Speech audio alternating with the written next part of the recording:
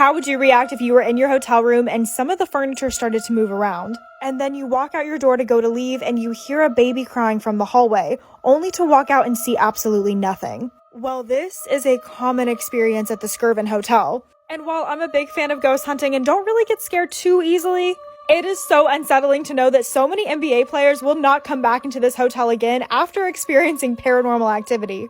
So why is this place so terrifying? Well, the Skirvin Hotel is older than a century. It was built back in 1910 and located in Oklahoma City. The founder of the hotel, William Balzer Skirvin, really wanted a glamorous hotel. It was Prohibition during this time, alcohol was still illegal, and this hotel became a booming speakeasy. On top of this, his daughter Promesta ended up becoming the ambassador to Luxembourg under Harry Truman. So she brought in so much clout.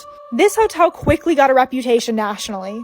But this is when Mr. Skirvin decided to have an affair, which created a horror story. Part 2 to the Skirvin Hotel. So W.B. Skirvin is described as a man who really liked to have a good time, he liked to drink, he would also chase women.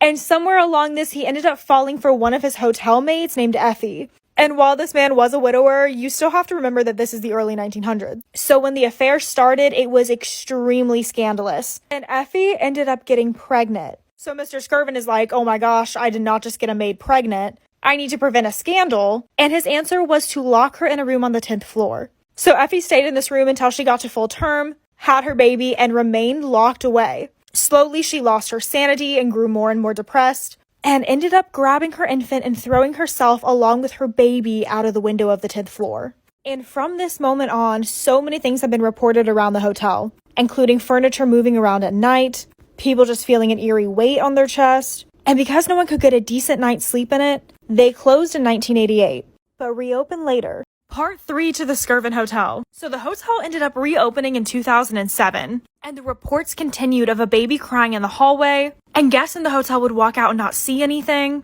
And so many men that have stayed there have reported hearing a female voice in their rooms, or also seeing the figure of a naked woman while taking a shower. And it was really blown up whenever basketball players started to stay there when they would play in OKC. Derrick Rose, who grew up in one of the most dangerous neighborhoods in Chicago, couldn't spend one night in there without making James Johnson share a room with him. Ron Artest actually thought about filing charges against the Skirvin because the ghost was inappropriately touching him. And Kyrie Irving will most likely be making a movie about the hotel. And Eddie Curry was literally on the 10th floor and had to spend the night in Nate Robinson's room because he got so scared. This man is literally like 7 feet. So it really makes me feel like there's something very scary going on. So my best friend and I will be hopping in our car and going down to check out this hotel. We'll be staying the night and vlogging the whole thing for YouTube, so go check it out. Also, go over to her account if you want to hear more about the concept of ghost hunting. Picture this, you spend hundreds, if not thousands of dollars on a luxury villa in a private island. You are promised to be flown in on a private jet, have top chefs make your food, see some of the best artists in the world. Seemingly on social media, big influencers might be there, such as Hailey Bieber, Kendall Jenner, but instead, what you spent thousands of dollars on was chaos. You are stuck on an island in an abandoned construction site with 5,000 other people, unable to find your luggage, fighting for people over wet mattresses, and unsure of when you're going to be able to go home. Oh yes, and this is your Top Chef food, by the way. This was literally supposed to be the greatest music festival of all time, and instead ended up being one of the biggest scams of all time. So how exactly did we get here? Billy McFarland, who happened to be a young entrepreneur, along with his friend Ja Rule, the rapper, were flying whenever they came across a private island. This island, called Norman's Cay, was previously owned by Pablo Escobar, the drug lord. Part 2 to Fire Festival. According to the FBI, Billy had everyone fooled. He wasn't necessarily a serial entrepreneur, he was a serial scammer. And this provided to be his biggest one. After seeing this island, he wanted to host a music festival that was straight out of a dream. Festivals usually take about 12 months to plan. Billy thought that he could put it together in 8 weeks. He started by gathering all the top influencers, Hailey Bieber, Bella Hadid, and put them together for a massive promotional video. He had other big influencers such as Kendall Jenner post an orange tile to their Instagram to give the impression that they were going, even though they weren't and they were paid like $200,000 to post this. This caused a significant amount of hype. It was all over social media. The news was covering it, articles were being written. So whenever tickets came out, it was sold out to 5,000 people immediately. People spending extra for nicer beachfront 8-person villas. While the island's one request to Billy was that he doesn't bring up that it's Pablo Escobar's island. And what does he do within the first promo? Says that this island was previously owned by Pablo Escobar. So he was kicked off that day and had to go somewhere else. Part 3 to Fire Festival. Even though he had to go somewhere else due to all the hype, he was getting in major deals. Major Lazer, Pusha T, Blink-182, and Billy had involved so many investors into this that there was no way that he could back out because he used the money from the investors on the project. He ends up flying around until he finds the island of Great Exuma, which is not a private island. However, on the website, they edit it to make it look like it is. And they find an abandoned development site. No buildings, no villas, yet they still advertise as if there are. They end up finding tents left over from Hurricane Michael and say, yup, this is good enough. So the production team is extremely worried and they're like, hey, we're gonna have to post pictures of what this looks like so people can decide if they want to come or not. Billy responds by just firing them. Somehow he thought people were just going to show up and be okay with this after spending all that money. And to get more money, they implemented cashless wristbands, like asking people who already paid to send them extra money for their wristband. While people are concerned and asking questions on their social media, but they turn off their comments. Soon it was time for people to show up. Part 4 to Fire Festival. Because they weren't really answering people's problems, Blink-182 was the first one to drop out. And then the night before people were supposed to show up, a storm hit, soaking and ruining everything that they had set up previously. Yet for Billy, canceling was still not an option. They oversold and there wasn't even going to be enough beds for staff. While the plane flew in, bringing in all the guests, and to distract them from the actual site, they bussed them over to a restaurant at the end of the island and just fed them alcohol for 6 hours straight. So what they thought was a pre-party was actually just a diversion. Eventually, they were like, we can't just leave them here. We're gonna have to bust them over. So once the people that paid thousands of dollars saw this campsite, you can just imagine the reaction. They were confused, shocked, and didn't have their luggage, but they just kept feeding them alcohol. That night, they finally brought out all the luggage and told people to just go claim it so there was no order. And Billy walked out and said everyone who bought a villa can just pick out a tent. And this is when the chaos began. Hundreds of people broke out, sprinting for a tent. Part 5 to Fire Festival. You can literally see from these photos how chaotic it was. And it didn't take long for social media to find out. This was blasted everywhere the next day, and the most famous thing to come out of it was this cheese sandwich. Their luxury meals.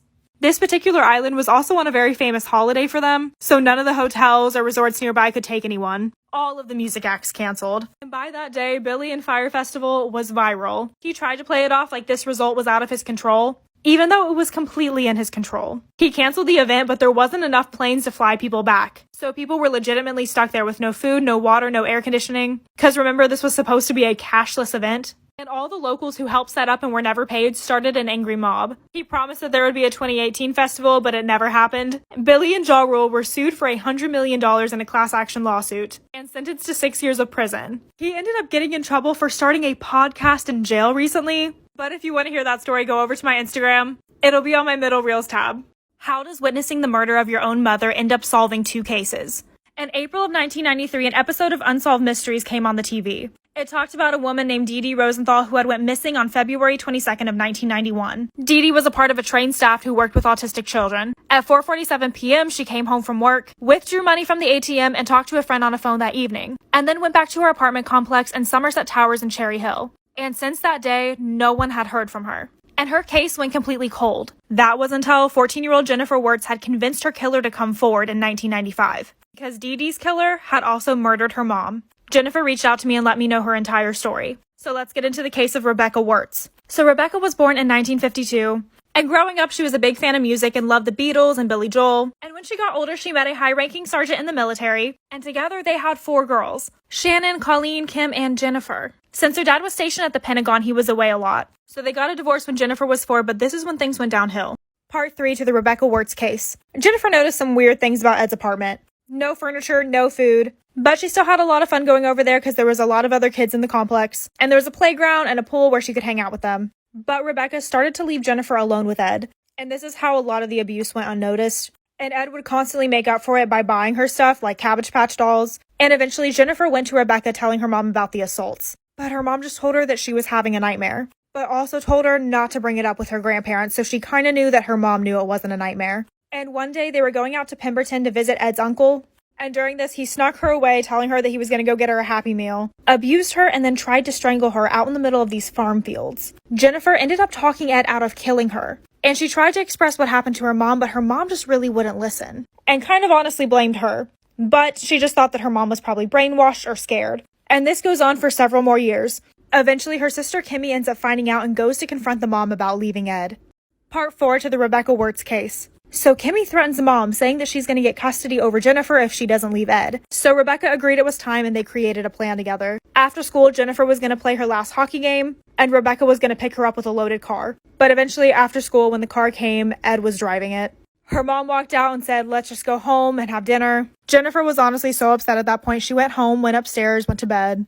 And her mom tried to wake her up that night, but she told her mom to leave her alone. And the second time she woke up that night, it was to very horrific noises. She ran to the stairs to find that her own mother was being beaten by Ed. Rebecca visibly had a broken jaw and a broken arm. And Jennifer was just screaming at Ed to stop. And she remembers his eyes being black and enraged like she had never seen before. And he was talking straight gibberish, so she thought he was probably on something. He ended up taking her and setting her next to her mom. And she was hoping that her mom would look over and see her, but she never did. This is when Ed grabbed a hatchet and threw a blanket over Jennifer. Rebecca was murdered 3 feet from her daughter.